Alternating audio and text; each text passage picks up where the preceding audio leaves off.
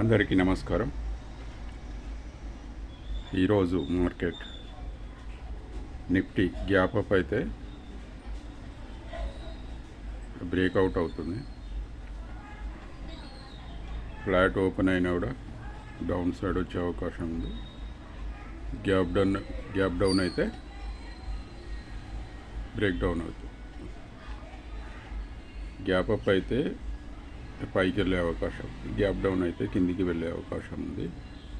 Elite waves అంటాం కదా, first ఒక షార్ప్ మూవ్ వచ్చిన తర్వాత ఎలైట్ వేవ్స్ రావచ్చు. ఒక 3 క్యాండిల్ కిందికి, తర్వాత మళ్ళీ 3 క్యాండిల్ మీదికి ఎలైట్ వేవ్స్ అంటాం కదా, అవి రావచ్చు. లేదంటే ర్యాలీ కూడా వచ్చే అవకాశం ఉంది, డౌన్ సైడ్ అయినా అప్ సైడ్ అయినా.